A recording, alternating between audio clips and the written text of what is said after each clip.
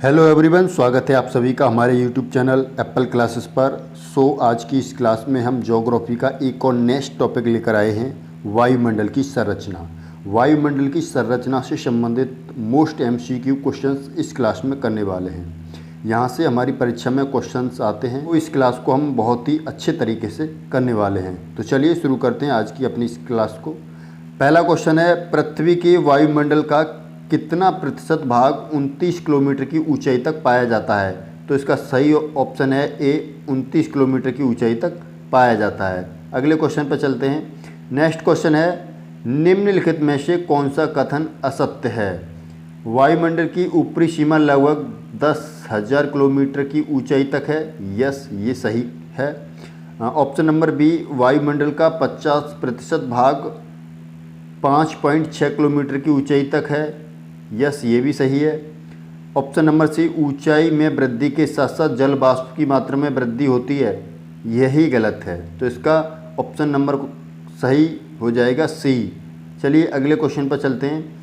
अगला क्वेश्चन है, वायुमंडल का सर्वाधिक स्थायी तत्व है नाइट्रोजन, ऑक्सीजन, कार्बन डाइऑक्साइड, जल वाष्प। तो इसका ऑप्शन नंबर डी सही हो जाएगा। जल वाष्प वायुमंडल का सर्वाधिक स्थायी तत्व है। चलिए अगले क्वेश्चन पर चलते हैं। अगला क्वेश्चन नंबर 4, वायुमंडल में सर्वाधिक कौन सी गैस मिलती है?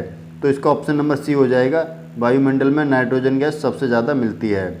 अगले क्वेश्चन पर चलते हैं। अगला क्वेश्चन नंबर 5, वायुमंडल में सर्वाधिक मात्रा में विद्यमान अक्रिय गैस कौन सी है? तो इसका ऑप्शन नंबर ए सही रहेगा। ऑर्गन गैस सबसे ज़्यादा मात्रा में वायुमंडल में अक्रिय रूप में पाई जाती है। चलिए अगले क्वेश्चन पर चलते हैं। अगला क्वेश्चन है, वायुमंडल मुख्यतः गर्म होता है। तो इसका ऑप्शन नंबर बी सही है।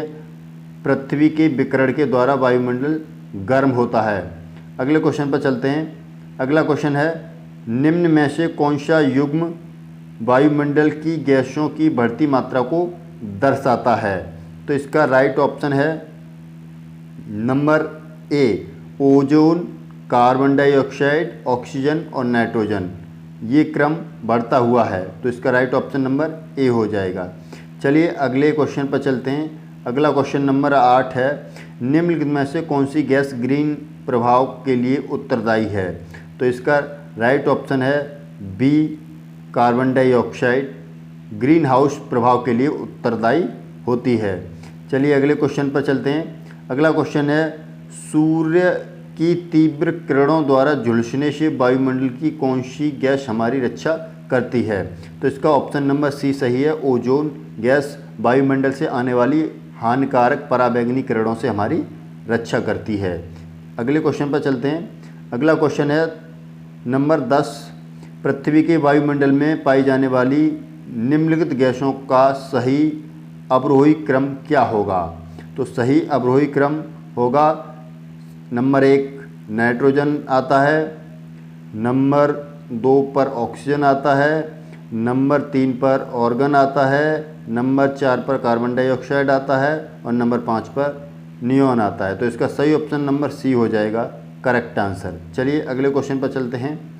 अगला क्वेश्चन है, भूपृष्ठ से परावर्तित अवरिक्त किरणों के अवशोषण द्वारा वायुमंडल के तापमान में वृद्धि की प्रक्रिया को क्या कहते हैं? जब सूर्य से जो किरणें आती है उसके द्वारा जो पृथ्वी का वायुमंडल गर्म हो जाता है, तो उसे हम क्या कहते हैं? तो इसका राइट ऑप्शन नंबर है सी, इसे ग्रीन हाउस प्रभाव कहते हैं। अगले क्वेश्चन है 12, वायुमंडल में नाइट्रोजन का कितना प्रतिशत पाया जाता है? तो वायुमंडल में नाइट्रोजन 78.03% पाई जाती है। अगले क्वेश्चन पर चलते हैं। क्वेश्चन नंबर 13, सही उत्तर चुनिए जो कि वायुमंडल की परतों की क्रमबद्धता को दर्शाता है। तो इसका ऑप्शन नंबर बी, परिवर्तन मंडल, समताप मंडल, मध्य मंडल, आयन मंडल और आयतन मंडल है। तो बी इसका सही आंसर रहेगा। चलिए अगले क्वेश्चन पर चलते हैं। अगला क्वेश्चन नंबर 14 है, वायुमंडल को क्षोभ मंडल, समताप मंडल आदि परतों में विभाजित करने का मुख्य आधार क्या है? तो इसका ऑप्शन नंबर ए, तापमान के आधार पर इनको विभाजित किया जाता है। चलिए अगले क्वेश्चन पर चलते हैं। अगला क्वेश्चन नंबर 15, क्षोभ मंडल की धरातल से औसत ऊंचाई कितनी है? तो इसका राइट ऑप्शन नंबर बी है 14 किलोमीटर। धरातल से क्षोभमंडल की ऊंचाई पाई जाती है। अगले क्वेश्चन पर चलते हैं। अगला क्वेश्चन है, निम्नलिखित में से किस मंडल को संवहन मंडल भी कहा जाता है? तो इसका राइट ऑप्शन नंबर है ए, क्षोभ मंडल को कहा जाता है। चलिए अगले क्वेश्चन पर चलते हैं। क्वेश्चन नंबर 17, किस ऋतु में क्षोभ मंडल की ऊंचाई में वृद्धि हो जाती है? तो इसका ऑप्शन नंबर बी, ग्रीष्म ऋतु में जो क्षोभ मंडल की परत होती है उसकी ऊंचाई में वृद्धि हो जाती है। चलिए अगले क्वेश्चन पर चलते हैं। क्वेश्चन नंबर 18, क्षोभ मंडल की धरातल से अधिकतम ऊंचाई कितनी है? तो क्षोभ मंडल की धरातल से अधिकतम ऊंचाई जो है वो 18 किलोमीटर है। अगला क्वेश्चन नंबर है 19, क्षोभ मंडल में तापमान की सामान्य ह्रास की 1 डिग्री सेंटीग्रेड प्रत्येक होती है तो वो 176 मीटर की ऊंचाई पर होती है। तो इसका ऑप्शन नंबर डी सही रहे। आगे क्वेश्चन नंबर 20, क्षोभ मंडल वायुमंडल का सबसे तप्त परत है क्योंकि यह पृथ्वी के पृष्ठ से तप्त हो जाती है। तो इसका ऑप्शन नंबर सी सही है। आगे चलते हैं। नेक्स्ट क्वेश्चन, क्षोभ मंडल और समताप मंडल के बीच स्थित संक्रामक क्षेत्र को क्या कहा जाता है? तो इसका ऑप्शन नंबर बी, क्षोभ सीमा कहा जाता है। चलिए अगले क्वेश्चन पर चलते हैं। अगला क्वेश्चन नंबर 22, पृथ्वी के वायुमंडल का सर्वाधिक घनत्व कहाँ पर है? तो ये ऑप्शन नंबर ए, क्षोभ मंडल पर वायुमंडल का घनत्व सर्वाधिक पाया जाता है। आगे क्वेश्चन नंबर 23, विविध जलवायु एवं मौसम बदल आगे क्वेश्चन नंबर 23, विविध जलवायु तथा मौसम दिशाओं को बदलने वाली सभी महत्वपूर्ण वायुमंडलीय प्रक्रियाएं कहाँ घटित होती हैं? तो ये सारी की सारी क्षोभ मंडल में घटित होती हैं। आगे क्वेश्चन नंबर 24 है, क्षोभ मंडल ट्रोपोस्फियर वायुमंडल का निचला स्तर है जिसकी ऊंचाई होती है। तो ऑप्शन नंबर ए, 10 मील तक इसकी ऊंचाई होती है क्षोभ मंडल की। आगे क्वेश्चन नंबर 25 है, मेघ गर्जन वायुमंडल की किस परत में होता है? तो ये क्षोभ मंडल परत में होता है। तो इसका ऑप्शन नंबर सी सही है। चलिए अगले क्वेश्चन पर चलते हैं। अगला क्वेश्चन है 26, परिवर्तन मंडल या क्षोभ मंडल में तापमान क्या होता है? तो ये ऊंचाई के साथ घटता है। तो इसका सही ऑप्शन ए हो जाएगा। आगे क्वेश्चन नंबर 27 है, समताप मंडल है क्षोभ मंडल के ऊपर स्थित प्रदेश। तो इसका ऑप्शन नंबर डी सही हो जाएगा। अगले क्वेश्चन पर चलते हैं, वायुमंडल की किस सतह में तापमान में बहुत अधिक उतार चढ़ाव नहीं होता है? तो इसका ऑप्शन नंबर ए, समताप मंडल में ज़्यादा उतार चढ़ाव नहीं होता है। आगे क्वेश्चन नंबर 29 है, ओजोन परत मुख्यतः कहाँ पाई जाती है? तो ओजोन परत मुख्यतः समताप मंडल में पाई जाती है। तो ऑप्शन नंबर सी इसका सही जाएगा। आगे क्वेश्चन नंबर 30, निम्नलिखित में से कौन सी वातावरणीय परत सूर्य की पराबैंगनी किरणों को अवशोषित कर लेती है? यानी कि जो सूर्य से पराबैंगनी किरणें आती हैं उन्हें अवशोषित कर लेती है। तो वो कौन सी है?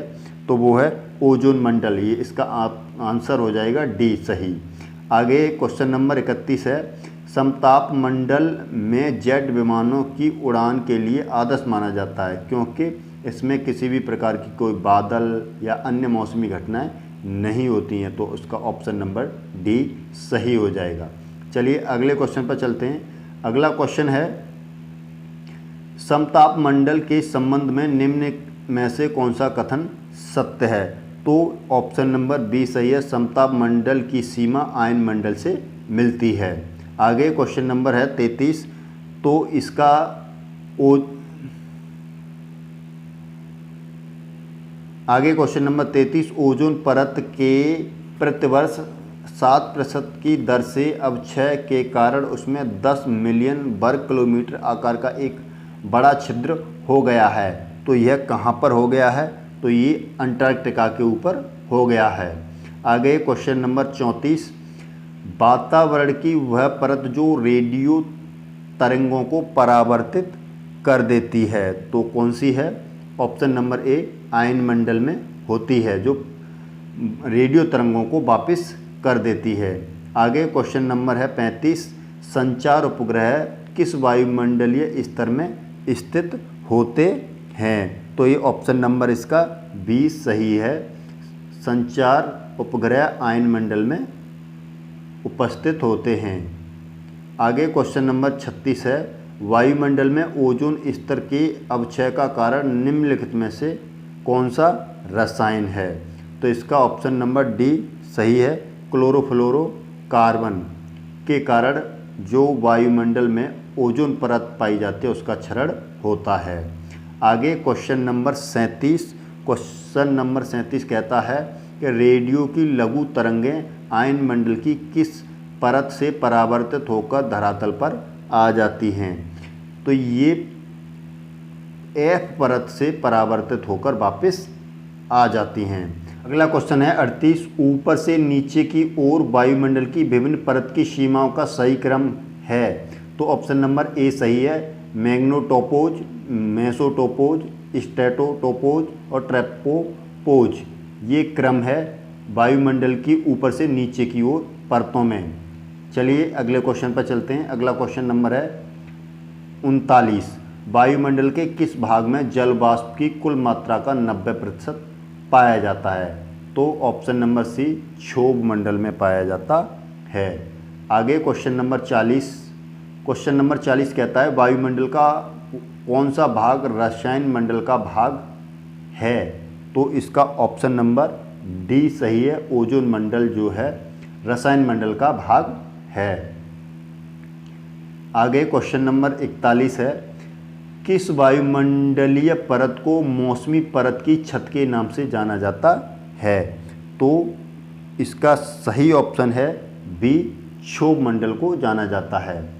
आगे क्वेश्चन नंबर 22 है, हवाई जहाज प्राय उड़ाए जाते हैं, तो हवाई जहाज़ों को समताप मंडल में उड़ाया जाता है क्योंकि वहाँ पर किसी भी प्रकार की मौसमी घटनाएं नहीं होती है। अगले क्वेश्चन नंबर है 43, पृथ्वी की सतह से सबसे दूर वायुमंडलीय परत को क्या कहा जाता है? तो ऑप्शन नंबर सी, उसे वायुमंडल कहा जाता है। नेक्स्ट क्वेश्चन है, पृथ्वी के समीप पाई जाने वाली वायुमंडलीय परत को क्या कहते हैं? तो इसका ऑप्शन नंबर ए है, इसको ट्रोपोस्फियर कहते हैं। क्वेश्चन नंबर 45, वातावरण में सबसे ज़्यादा ओजोन का संकेंद्र कहाँ पर होता है? तो इसका ऑप्शन नंबर सी सही है, समताप मंडल में सबसे ज़्यादा वायु जो ओजोन मंडल है वो पाई जाती है। आगे क्वेश्चन नंबर है 46, समुद्र तल पर औसत वायुदाब कितना होता है? तो ऑप्शन नंबर बी सही है, इसका 1013.25 मिलीबार दाब समुद्र तल पर पाया जाता है। आगे क्वेश्चन नंबर 47 है, वायु दाब प्राय सर्वाधिक होता है जब वायु होती है ठंडी और शुष्क, तो इसका ऑप्शन नंबर ए सही है। तो आज की क्लास के ये मोस्ट इम्पोर्टेंट क्वेश्चन थे, इनमें से ही हर बार परीक्षा में क्वेश्चनों को रिपीट किया जाता है। सो आई होप कि आपको ये क्लास काफ़ी अच्छी लगी होगी। अगर ये क्लास आपको अच्छी लगी है तो हमारे चैनल को सब्सक्राइब करें, अपने फ्रेंड के साथ शेयर करें। सो थैंक यू, धन्यवाद।